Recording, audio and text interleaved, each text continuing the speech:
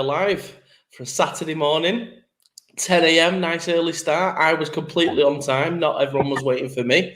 And obviously Britt Baller presenting the BAFCA convention, obviously joined by Pete Laird, good friend of the show and good friend of mine now, I would say, as long as you're okay with that. Yeah, well, that'll do for now, yeah. It's a nice start to the day.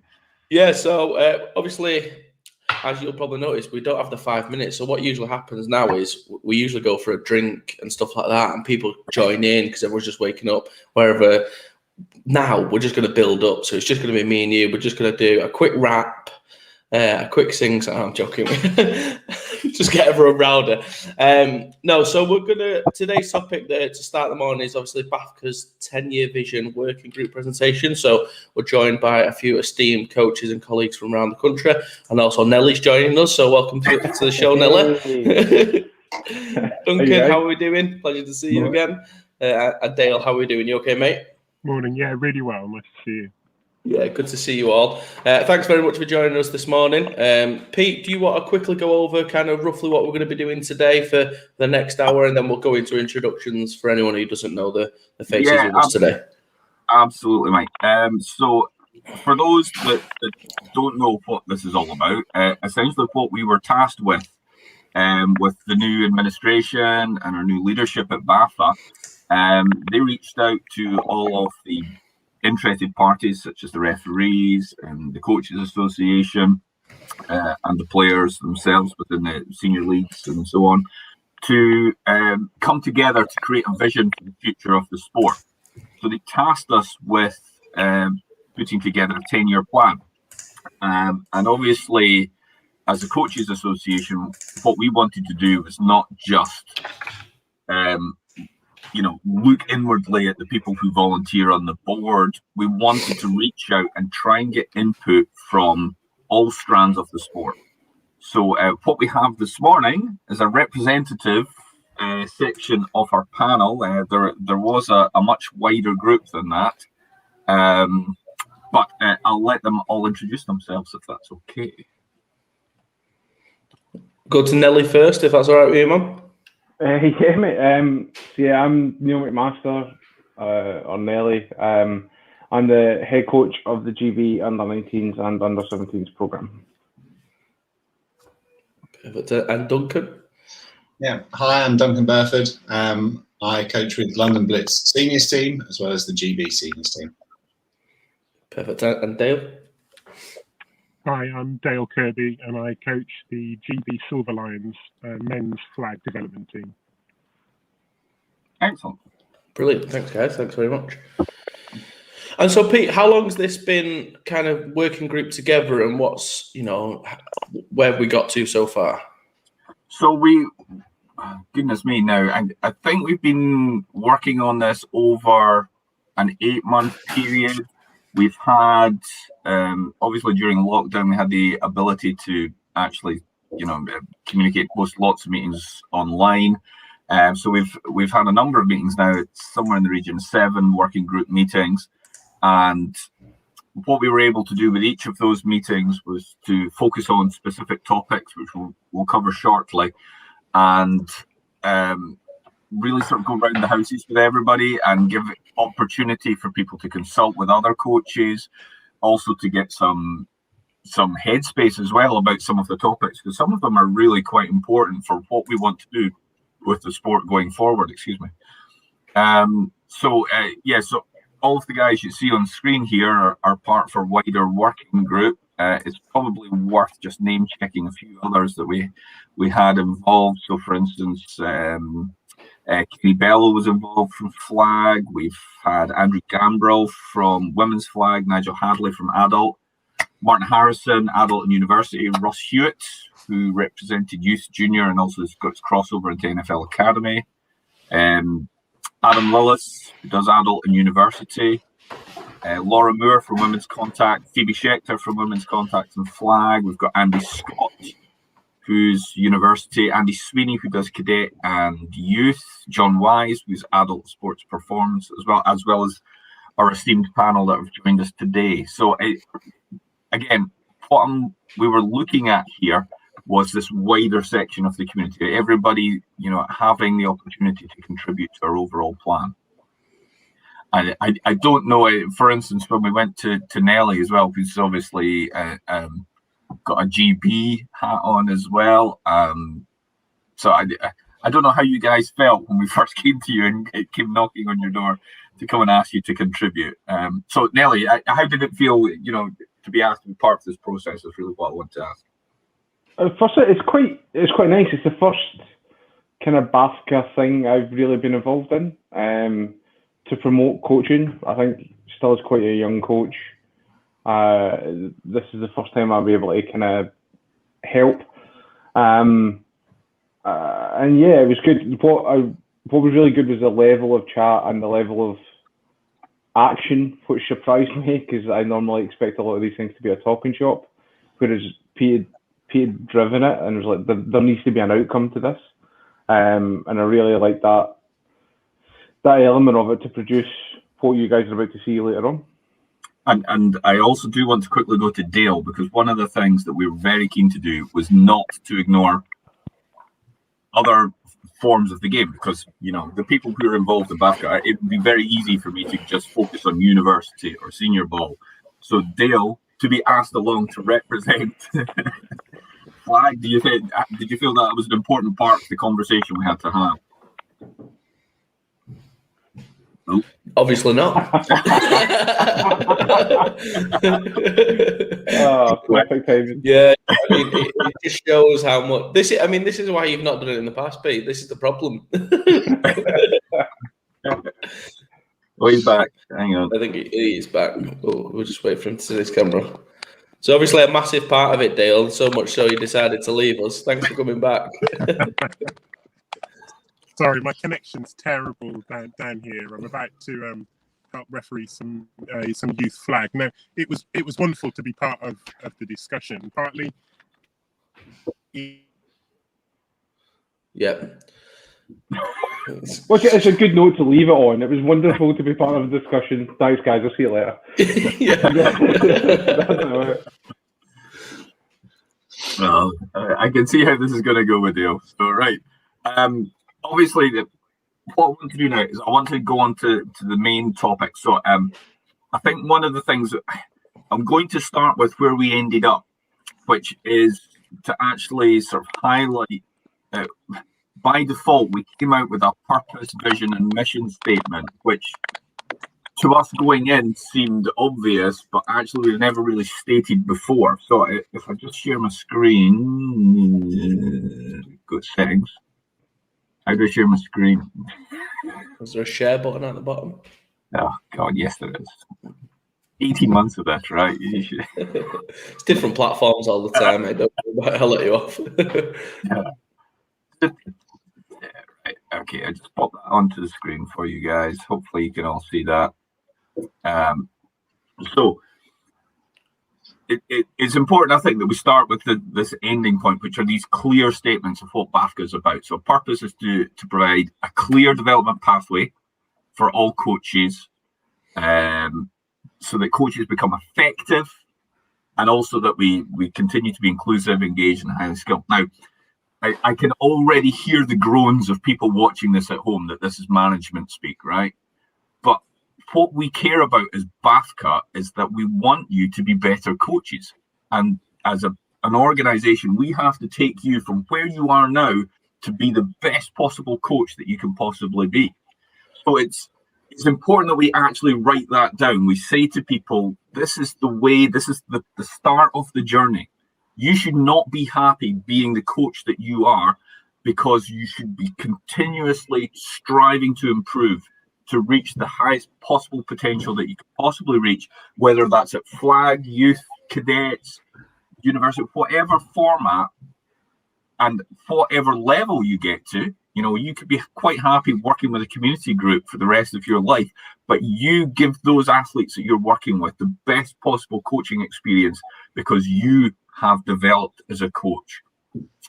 And so as part of that, our vision therefore has to be about providing a service to the coaches so that we can actually help you on that journey, that we can provide you with things. Yeah, and again, I can hear members watching this thinking, well, BAFCA is basically my level 1 and dropping into convention once a year. Well, it can't just be that. We have to be doing more. We have to be striving to provide you with additional stuff. And it's not enough to be saying, oh, here's a link to UK Coaching's new course on concussion. Yeah, we can do that, but we have to also be continuously helping you on that journey and providing that assistance and saying, actually, you need to be doing this course on concussion from UK Coaching. So just to finish on this section, the mission here is about providing that pathway. We also have to acknowledge that we don't have enough coaches, and that the coaches that we do have need to stay in the sport so that we're not losing coaches, because we know we've got retention issues, and to try and grow the sport. And, so for all of us, we love the sport so much. We're trying to encourage people to play it and participate in it, because when they do, they have a great experience. But we also want to allow people the opportunity to enjoy coaching, to be part of that journey in coaching, where, again, we can promote the sport and show people, the benefits of playing and what a journey they can have in the coaching side of things. So I shall stop sharing my screen there and ask for some feedback. So, Duncan. Yeah. Go.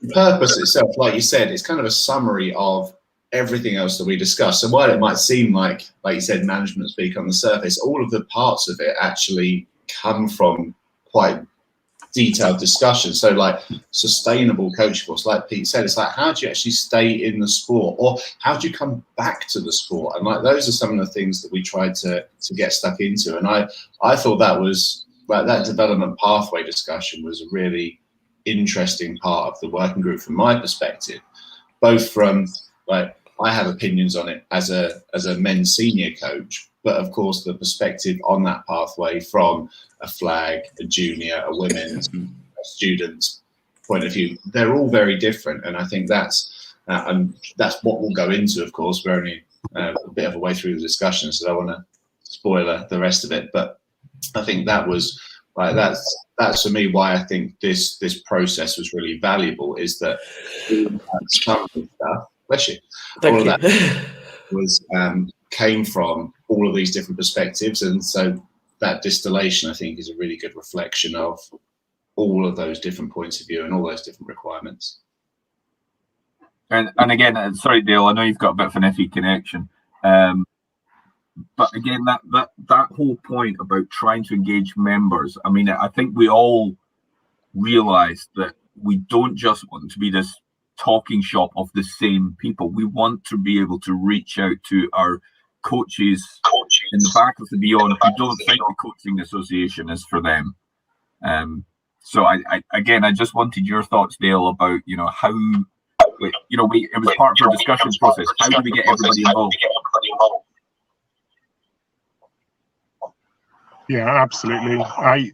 What I was really struck by, actually, right at the start of the process, was the honesty that went into looking at where we are now as well, where we were recognizing that we didn't have the diverse pool of coaches that we'd like to have, where we were having a problem with people not staying within the game as well. So I think it was, as we were asked to go and speak with our respective networks, and I contacted some people in the flag community, if you like, they were really impressed with the fact that we weren't sitting in this ivory tower, that we actually were open to other people's ideas, that we did want to find out from coaches what they needed in order to stay within the game. So it was a really refreshing, I think, approach, and one that garnered quite a lot of support early on, particularly as flag has felt, I think, for some time, as if it's been a little bit of an adjunct to the main part of what BAFCA tries to do. And yet there are very, very good flag coaches who regularly attend things like the convention, who are seeking to develop themselves, who love the game, and just happen to have gone down a different route. That's great. Thank you, Dale. And sorry, just to close the loop on this, Nelly, is part of the discussion, as we said, was about reaching out to these coaches who are watching this, like with that cynical eye. They've got half an ear on this because they don't think that actually this is for them, and it's just another talking shop, and it's the same people who are on this call right now. But how did you feel that as part of this discussion, this process about going out and getting those guys involved, those coaches involved? It's massively important because the whole point in it is about, like it says, like sustainable and more effective. And if we don't engage with the vast majority of the coaching community, then A, we're not representative as an organisation, and B, we're never going to be sustainable and more effective. So I thought we've done a really good job of, like I said, it was my first one involved in anything to do with BAFCA, and I suspect I wasn't the only one in the group. Where this was our first time doing something like this, and to have some of the more usual faces in there helps as well. And you've got to remember, like, the people who are in these groups are the people who are being proactive and want to do these things and want to get it out there and want to improve. So, but no, I thought we'd done. I was really surprised at how Dale says how honest it was and how open it was, and the opinions you got were quite varied, but encompassed pretty much every level of the game. That's fantastic. Right, so I shall move on. I'm just going to put a slide up right now, which was our objectives, basically, which was what part of the sort of final part of this process. So the outcomes that we established, and again, it's a 10-year plan, quite an ambitious target we set ourselves, which is about having 500 new coaches into the sport and also upskilling 500 of our current coaches. So again, that's not about people just getting their level 1 and then now I can coach and I will never have anything to do with BAFCA ever again. It's about getting them on that ladder of progression and pushing them to develop themselves. Now, we'll talk about how we managed to do that. And I know that some people feel like, oh, you're just making us jump through hoops. But actually, it's not about that. It's about CPD is a good example. It is a way of making sure that your coaching remains current. It's up to date. It is safe as possible. That we, make sure that you are aware of the latest thinking. So we're going to measure our outcomes by putting in a player satisfaction survey. We're going to talk to our members about how they are enjoying or getting on with our education programs. I know, for instance, that now that our level 1s are partly on sports structures, and we have a course that we can do online partially with them, that, it's not perfect. And we need to make changes where there are things that, coaches are feeding back to us. Actually, we've got too much of this and we need to take bits out. So we're also looking to talk to our members, our coaches, to see how they are satisfied with the services that we can provide as BAFCA. And we also want to make sure that we are our own cheerleaders, that we are promoting American football. We are promoting American football coaching. So regionally, nationally, we need to have our coaches up for awards. We need to be heralding, good work, whether it's stuff that's going on in the community or working with young people or working with students, whatever it is that we are doing. There's so many great stuff that our coaches do around the country that we need to be promoting it as best we can. We also need to talk about, increasing the diversity of a coaching workforce, and also making sure that we have, that's my dog, again, promote our coaches and promote them within our coaching association so that we are able to, talk about the success stories. And again, we're also looking at increasing our CPD, increasing how much additional stuff that we can do for people. And we'll talk about some of the realities of that shortly, but I'll stop sharing my screen and get some feedback from the rest of you just on the objectives. So, sorry, I should maybe I'll go to Duncan. Cool, thanks. Yeah, I think figuring out the objectives actually was quite a long discussion, wasn't it? And like, where do we actually want to get to, and what support do people need? So like that development pathway and CPD was quite a good discussion, and I think that's one of the things that I was particularly interested in as part of the whole working group, actually.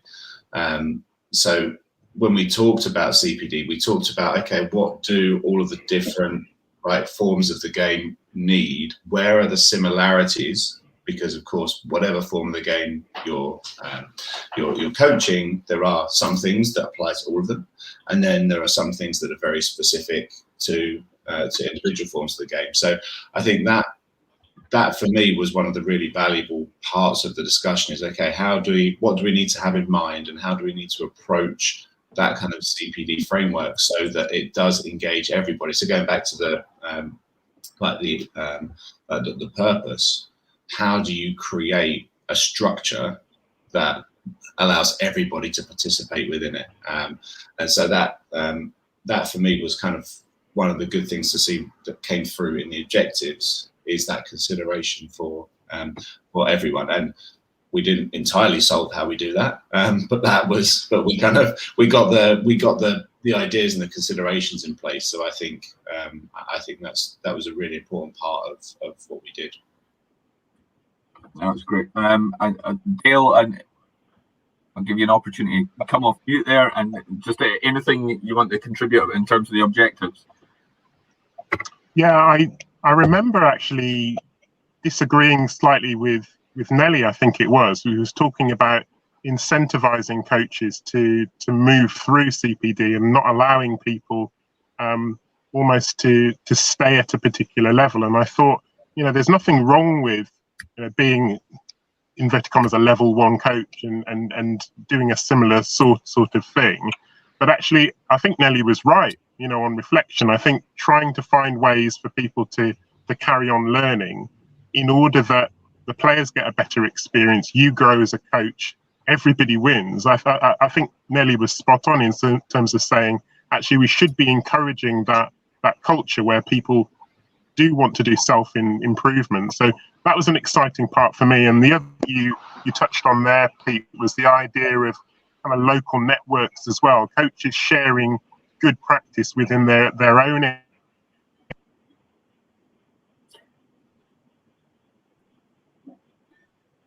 And he's gone. He's gone. He was on a roll there. Yeah, we had a good run with that one. Run with that one. So, Nelly, riposte to Dale and this process. No, I think that's part of what we were saying, like in the previous slides, is like having different people from different backgrounds with different opinions on things. You got a really good discussion. It's something that one was something that's annoyed me, what he was talking about for a while. It's like the breakdown of our level 1, 2 coaches. So it must be something like 95% level 1. That's an assistant coach. We shouldn't just stop there. So it was a really good discussion. The other one that I thought was quite important was the increase in the diversity of the coaches.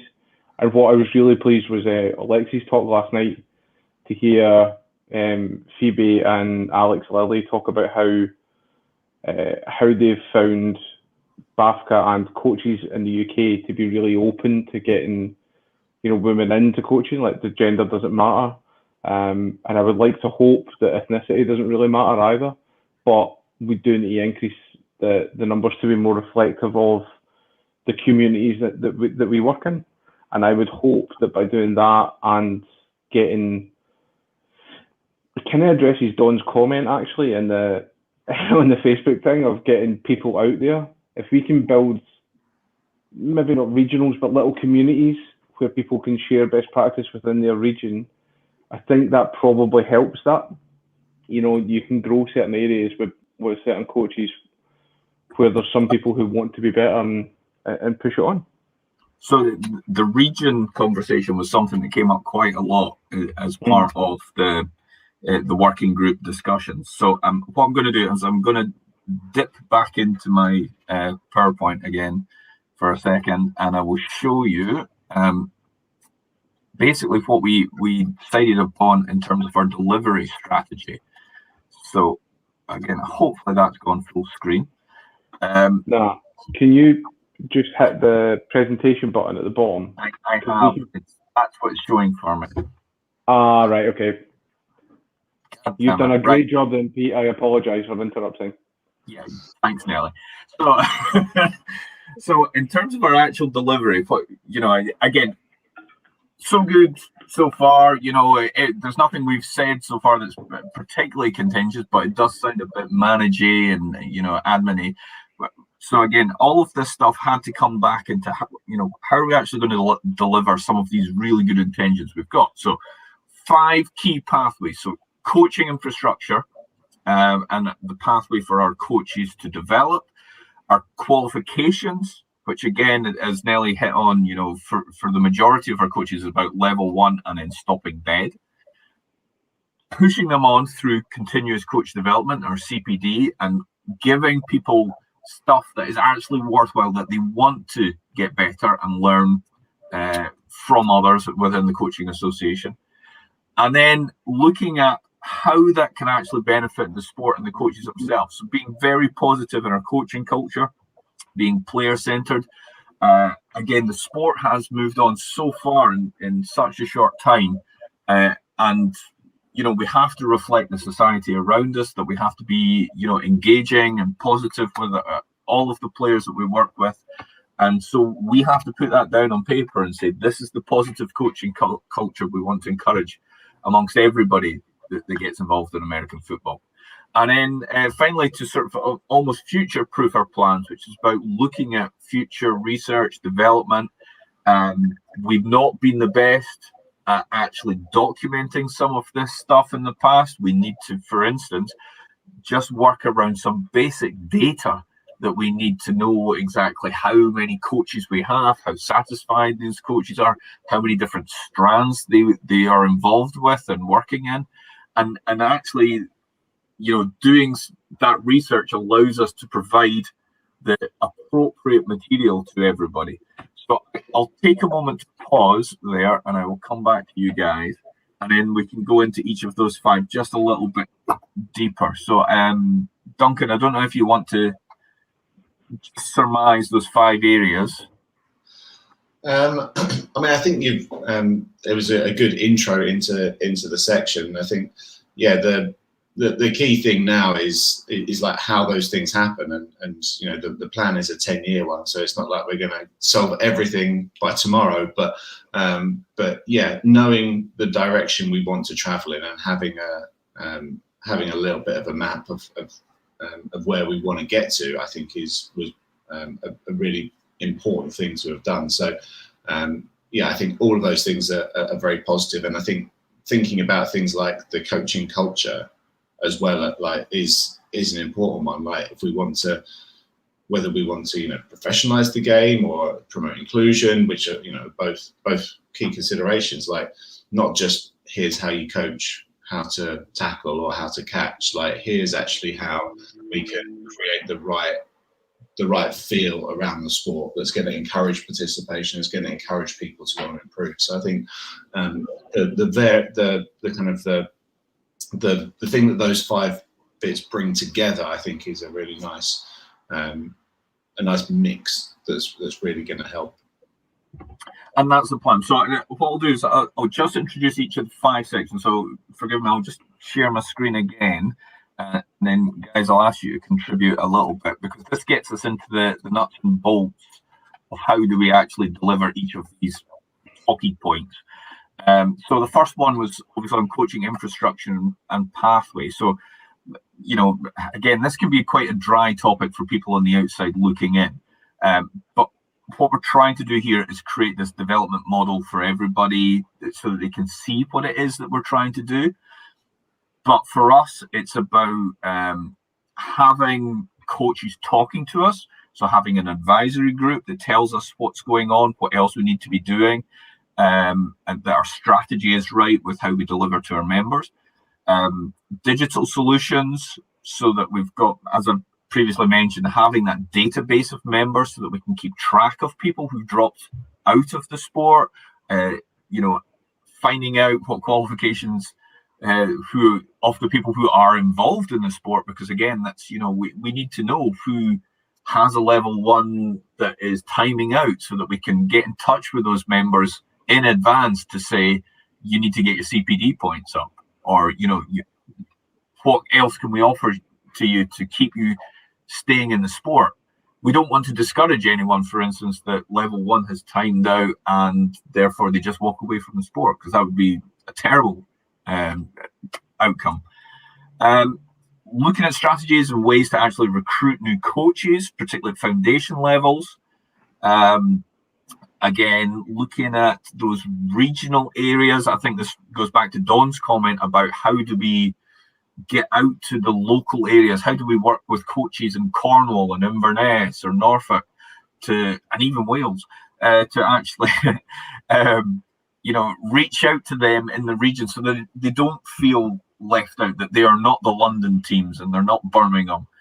How do we get those guys involved and get them on this pathway, so that they're not just learning from the 4 people around them in a regional setting, that they actually get the opportunity to have coaches come to them, or that they can go and travel and be part of another program or observe another program.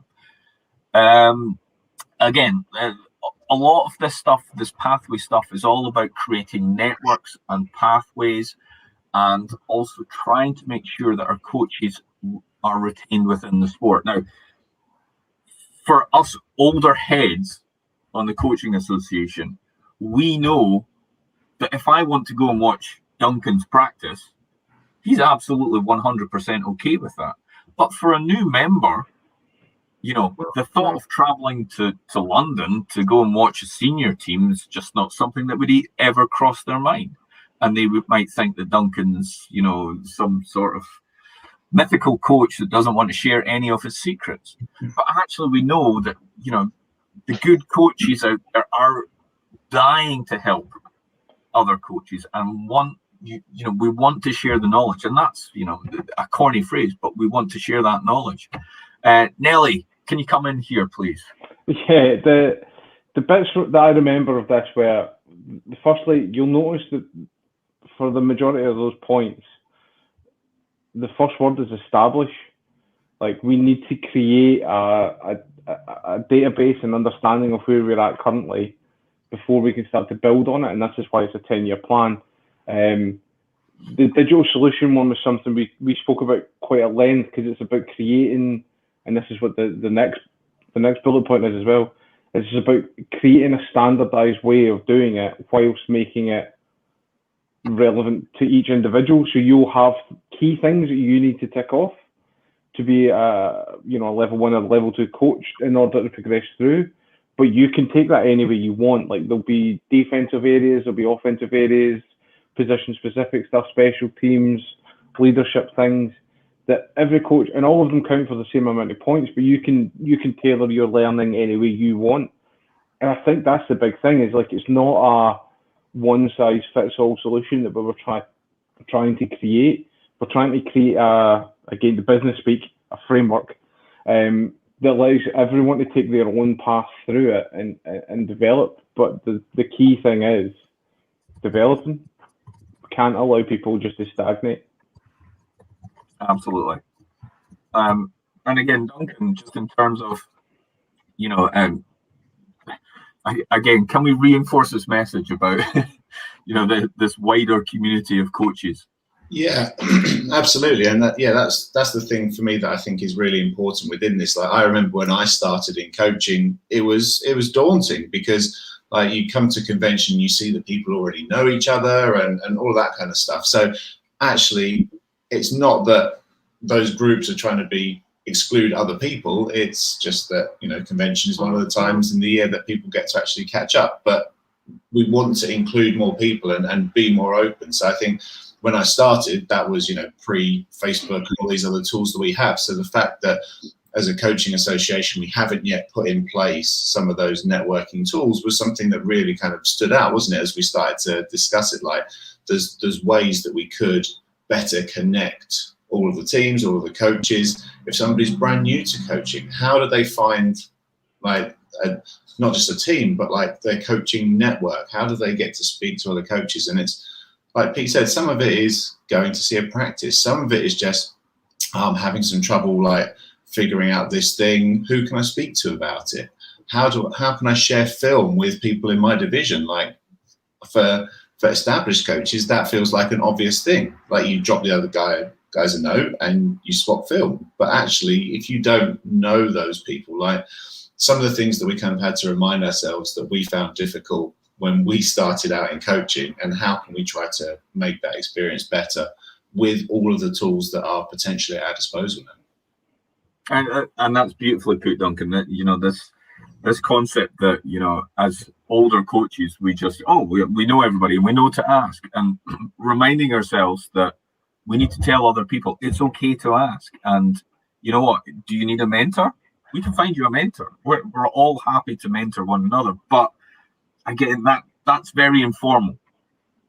Actually, we need to document this, put this stuff down, so that a new coach can come in and go, all right, I'm entitled to this, and I can ask for this. So again, the working group that was part of our journey was to remind ourselves that as what do beginner coaches need, what do inexperienced coaches need, how can we make it better for them? So I appreciate these slides are very small. Martin is struggling to read this. This will be shared on the BAFCA web page afterwards, and you can go to that and have a look at the presentation in full. So I'm really just using this as some of the talking points. I think the next area that we referred to is often the one that causes most grief amongst everybody, which is the qualifications section. Okay. Now, what we wanted to do with qualifications is not go back and reinvent the wheel. We don't want to, we have spent some time getting our level 1, for instance, online, providing our coaches, with easy access to do a level 1. What we are aware of is that we need it to be more American football centric, that is not too generic around coaching. But we have to recognize level 1 is a level 1. It's about making people safe and making sure that people have, a minimum amount of knowledge in order to coach the people that they're working with.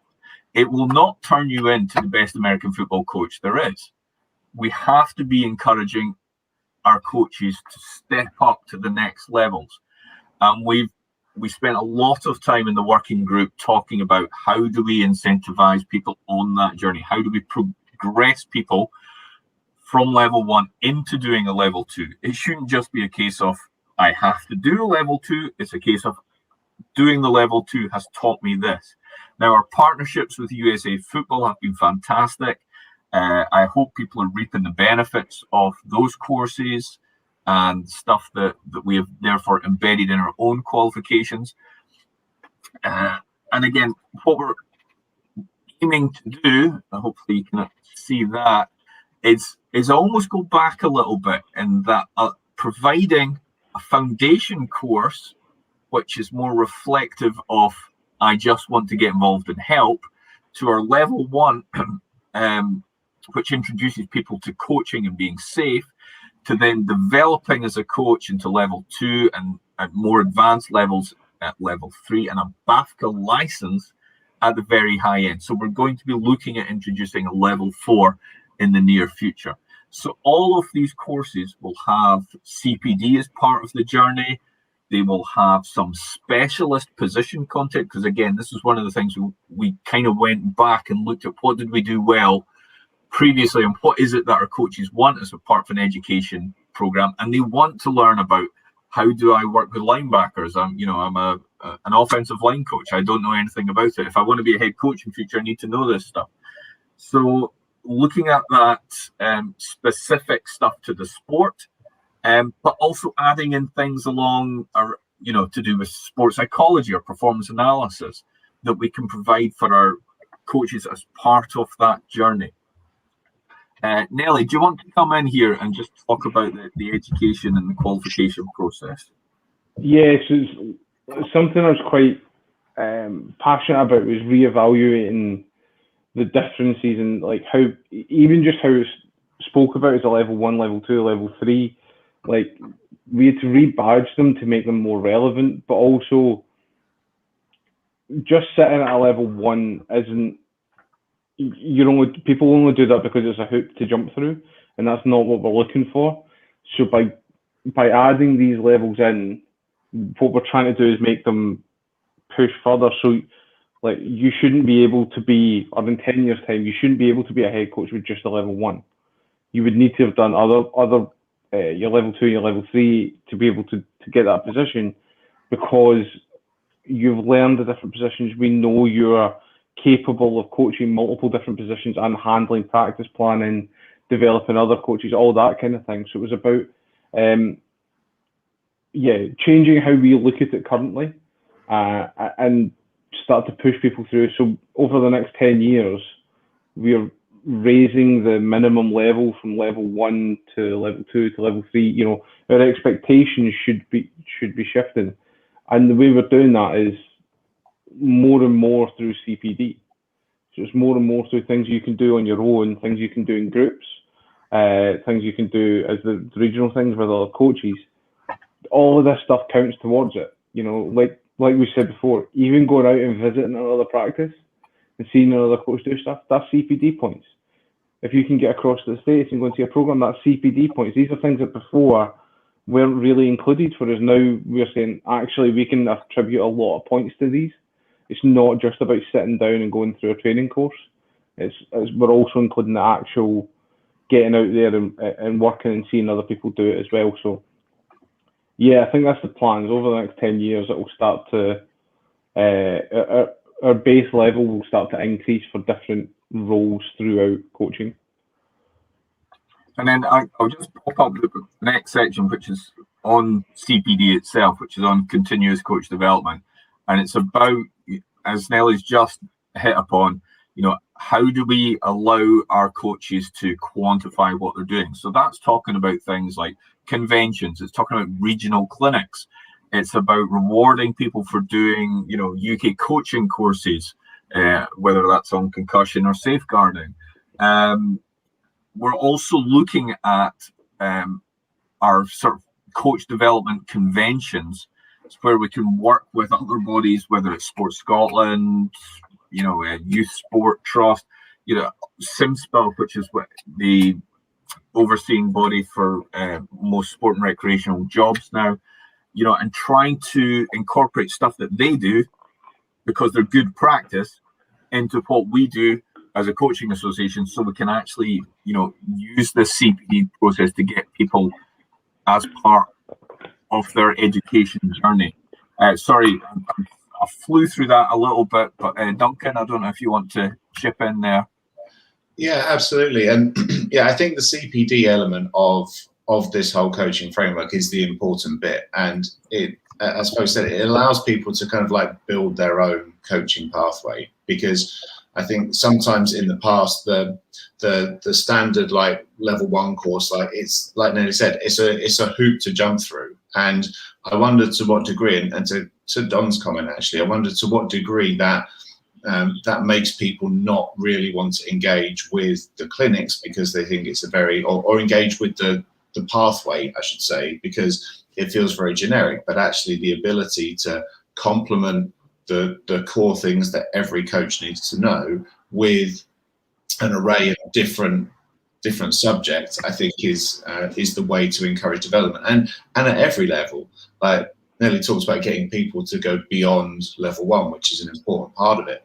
But again, actually, I think if we look back over the last however many years, I think there's also been the pathway kind of slows down very dramatically at level 2 and beyond. And I think that's the other important thing that we did discuss, is like, if we're talking about how to keep coaches in coaching, is how can we make that pathway beyond the level 2, an engaging one that people can continually work towards. Because it's not about getting the sticker to say I've done level 3. It's about like Pete says, like, here's what I learned from doing these extra things. Here's how I've built my own learning journey. Here's how I'm a better coach as a result. And link back to objectives. Here's how my players are responding to the fact that we're doing new things, etc. So I think that's an important part of it.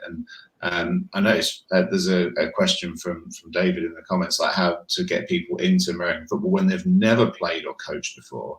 Like that was a part of the discussion as well. And I think that comes back to like partly it's about the pathway. And that's that foundation course. It's like, wow, I don't really know about anything about coaching. I just want to kind of dip my toe in, see what it's like.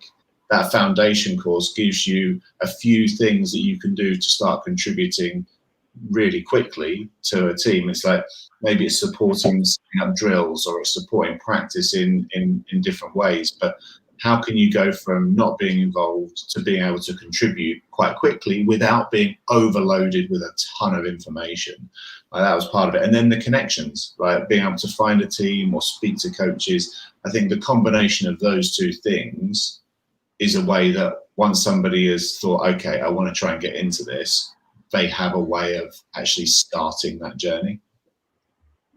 That's fantastic. So what we're going to just talk about then next is the positive coaching culture that we want to encourage.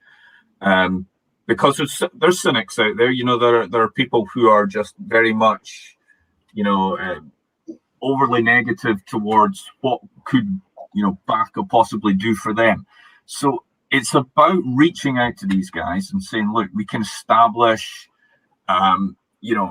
this network of this community of coaches who are happy to help, happy to provide a service. We want to encourage you to be the best coach you can possibly be. We want to share our experiences, share our best practice. Some of it might not be for you, but we are happy to show you what I do, or what Nelly does in the practice, and you can pick from that what will make you a better coach. We want to make sure that our coaches, where possible, are being positive, being engaging, working with the wider sport to be the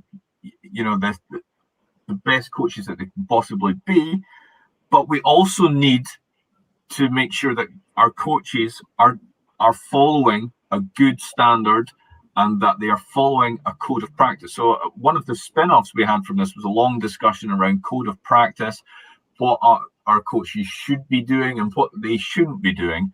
I'll maybe bring Nelly in on this as well, just to have some comments on the code of practice discussion that we had. It was long,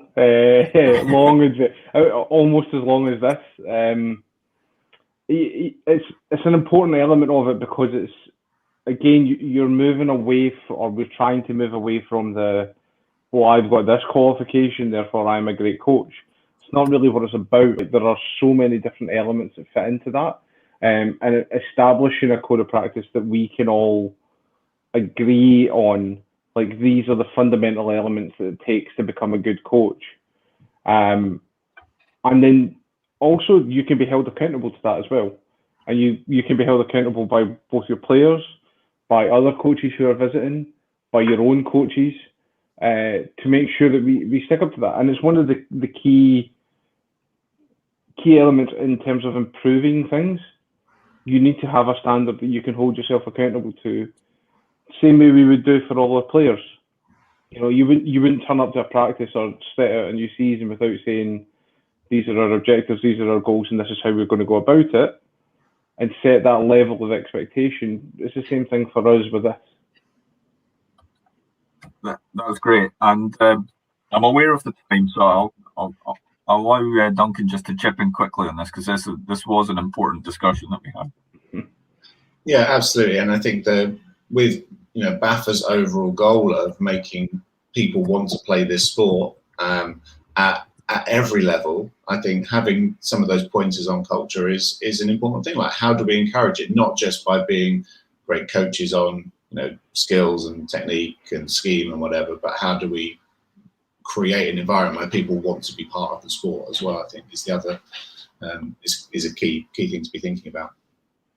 Fantastic. So the last of the 5 topic areas was this research and development. Again, this was this very simple part of the process, which is actually looking at the data, but was something that we just don't do currently. It's about getting feedback from our members. It's about getting feedback from our players who work with us as coaches, to find out what the players think of the coaches who work for them. Do the players think that we're knowledgeable? Do the players think that we are coaching positively? Do the players think that they are getting value for money because they all pay to play the sport that they participate in, just as we as coaches pay to be part of the association? So the research side of things was not just about looking at modern online software solutions and having digital courses that we can roll out to people. It's about looking inwardly at what we currently do, and so that we can actually chart how our coaches are developing and are educating. And I'm just thinking of Damon Kirby right now, who does an amazing job on the BAFCA board of charting everybody's current education status, but it shouldn't just fall to one member of the board to be doing that. We should have access to this type of information much more readily. So that is something that we're certainly looking at also alongside BAFA, and looking at BAFA Evolve to try and get access to that. Nelly, I'll just bring you in very quickly on that, and then we can actually start to round off. Yeah, it is like we said, we need to understand where we're at. We can start to automate a lot of this stuff as well once we get a better handle on the digital element of the system. So it tells you when you've got these many points you need, you're about to run out. So it's not falling on individuals to do it. And the research side of things was about, we can take a lot of best practice from a lot of different areas. We've got guys like Pete who lectures on this stuff, John Wise who does it as professionals. And the thing you hear all the time is, well, I've done this in this area of a different sport, or I've spoken about this in a different sport, and how we can bring that into it to benefit American football in the UK. Sweet. So let's get to some of the short-term actions that we were going to look at. What can we do right now that can actually benefit us? So we're talking about a 10-year plan, but we need something now. So we're talking about a biannual delivery plan, so that we can actually roll this stuff out, particularly as it affects women's football, flag football. We've got the data collection that we've mentioned, and then actually sort of looking at the CPD and education stuff so we can get that rolled out. If you think about the delay that we had in getting level 2s out, that's not really acceptable. We need to get rolling. If we're talking about level 3, level 4, that needs to be done. We need to be writing that up so that it's available for our members to participate in. We need a budget for this. So we need an audit of our current members and our current education staff, those that are actually delivering the level 1s, because although most of it's online, we still have a practical element to that. And obviously COVID has stopped us in our tracks in order to be actually practically delivering. As we're coming out of restrictions, we need to be get going on that. We also want to talk to the clubs. What's their current position? How many coaches do they actually have? How many people are on their staff that need to go through an award and need to develop themselves? And how many coaches do they actually want to start putting on the CPD process? So if I look at my own team, I've got 12 coaches currently, one who's going to time out in the near future, but I need to be aware of that so I can be sort of saying, right, you need to start now on getting your CPD points up. It's not enough just to be deferring to the head coach. Now you've got your level 1. I need to be helping them go on this process and get on this journey. So all of this stuff is short-term stuff that we can do right now. And what we'll finish on in a moment is how we're actually going to put that physically into action. Duncan, do you just want to jump in on these short-term actions? Yeah, absolutely. I think the key thing is right now there are things that we don't know, and finding them out is going to be really important. So like doing those audits and engaging with the membership to try and get that feedback is, I think, fills some of the gaps. Like there are things that I think we probably do know, and we were able to identify through the discussions. But asking teams about what they think, what they need, creating the networks so people can communicate. I think that those short-term actions will give us more information to help define what's then going to come next. So I think that, as has been said, it's a 10-year plan, and not everything's going to happen straight away. But the initial actions hopefully will have an immediate impact and give us more information and a kind of a course correction for what's then going to come next.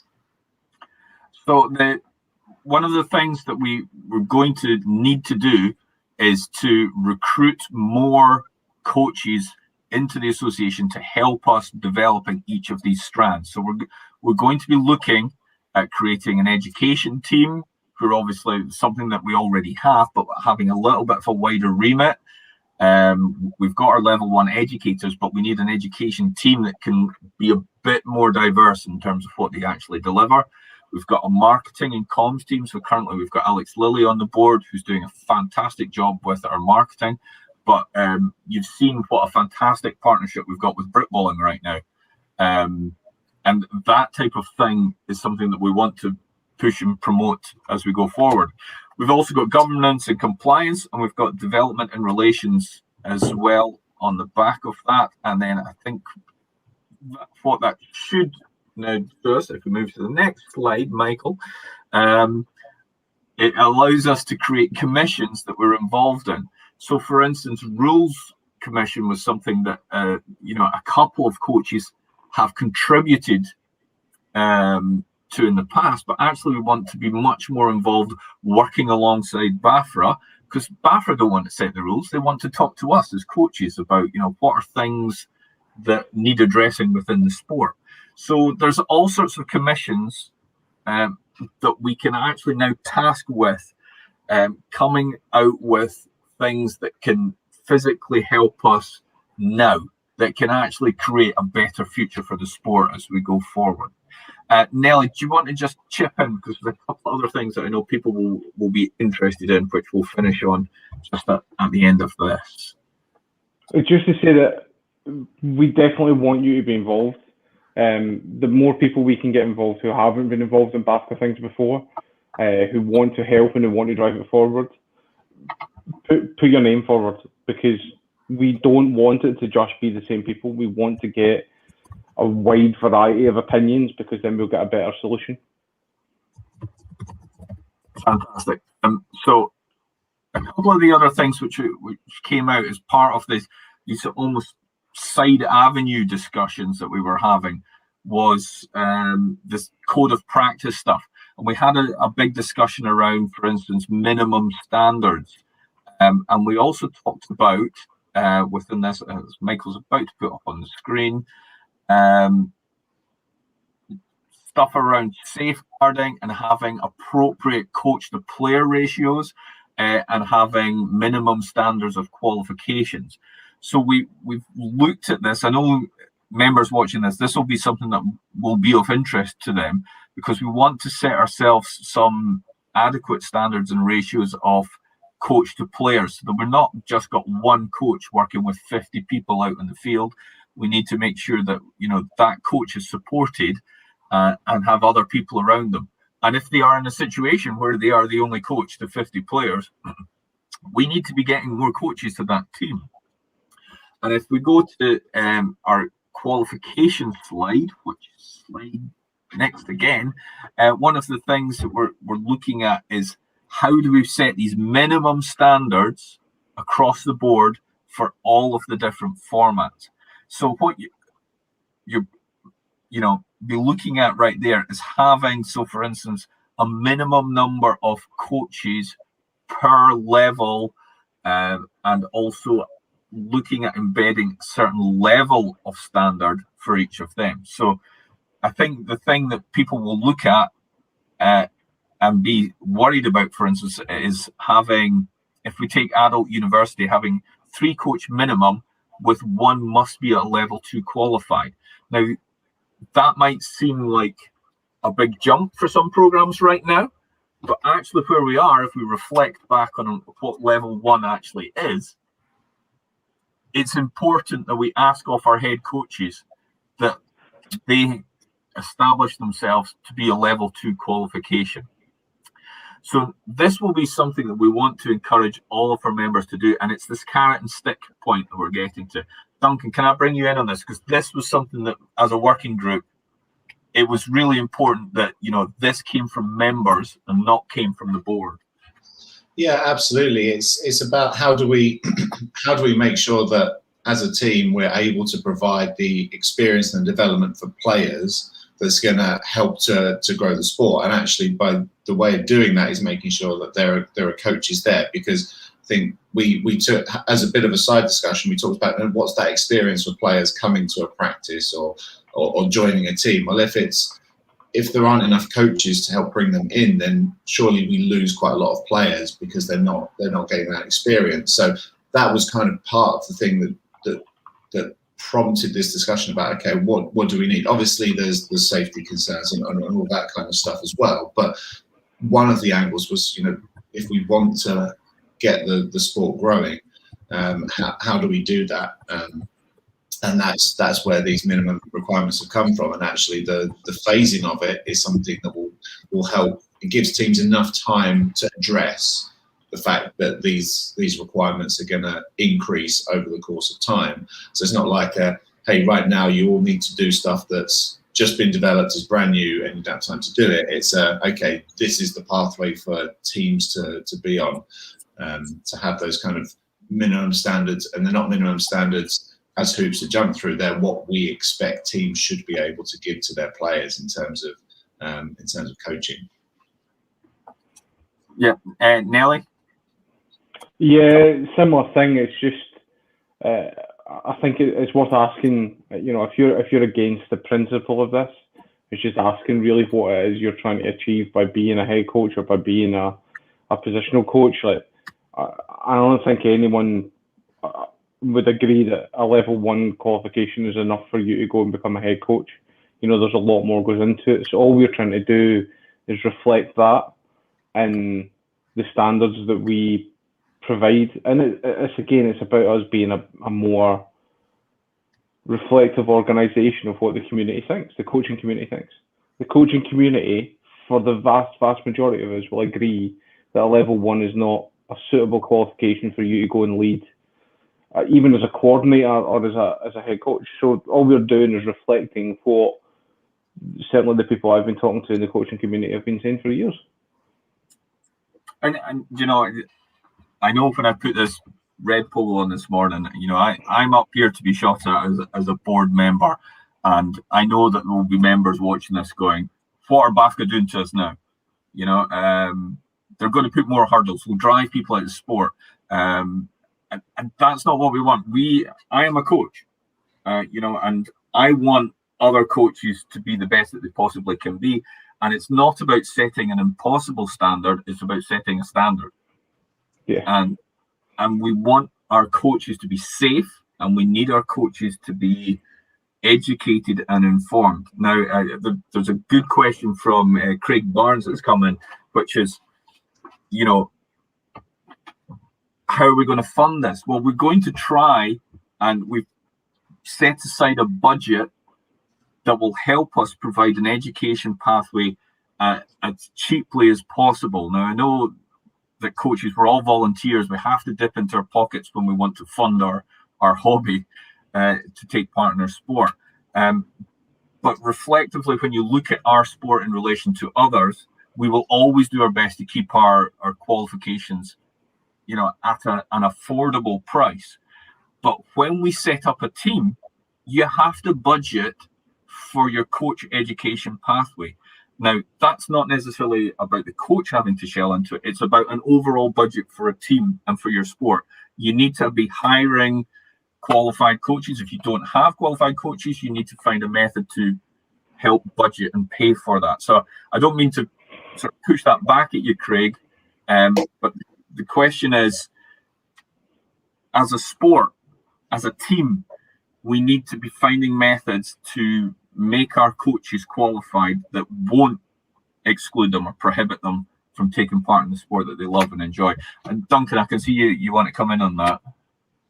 Yeah, I think it's the thing that goes hand in hand with the requirements is that we've also talked about how can we make the level 2, the level 3 more valuable for people to be doing, because I think the two parts of the discussion go really hand in hand. The requirements, we're making the requirements a bit more of an objective, but at the same time we're saying, right, here's how you can build your level 2, build your level 3, and make it more valuable for your personal development. So it's not like you've got to spend £120 to jump through a hoop so that your team has the required number of level 2s.